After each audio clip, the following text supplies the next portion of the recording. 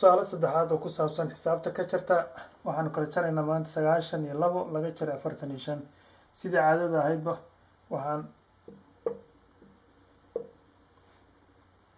u qoraynaa sidii qaabkii columniska la iskor saarayay okay 92 laga jaray 45 okay waxaan ka bilaabaynaa dhankan 2 laga jaray 5 kama go'i karto because 5 ayaa weyn waa inaan sameynaa inaan halkan hal ka soo borogaraysana oo aan ku darnaa halkan waxay noqonaysaa 12 maadaama 2 ay tahay halkii number aad borogaysata wuxuu noqonayaa 10 because booska 10aad buu yaalaa xabad baa xagga geynay 10aad buu noqday halkan waxay ku noqonaysaa 8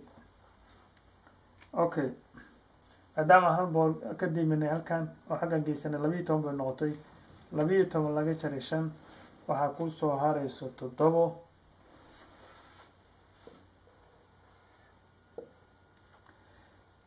sagaal halkan iguma harin maadaama hal aan ka qaatay waxaa ii haray 8 laga jaray 4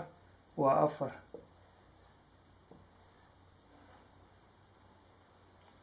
markastaba ha hilmaamin haddii aad halkan ka diimato hal oo xaggan u qaadato numberkaas wuxuu noqonayaa 10 numberkii hore ku yaaraad ku daraysaa iyo asaga caadi waa isku akhrinaysaa 12 buu kuu noqday 12 waxaa ka jaray 5 7 ku soo haraysa halkan hal baad ka diimatay waana xasuusnaataa inay 8 kugu soo hartay still 9 ma ahaanayso laakiin waa 8 baa waxaa ka jari doontaa 4 waxaa ku soo haraysa 4 ansarkaaga wuxuu noqonayaa intaas haddii aad ka shakido waxaad samayn kartaa waa hubin kartaa waxaad isku daraysaa 45 lagu daray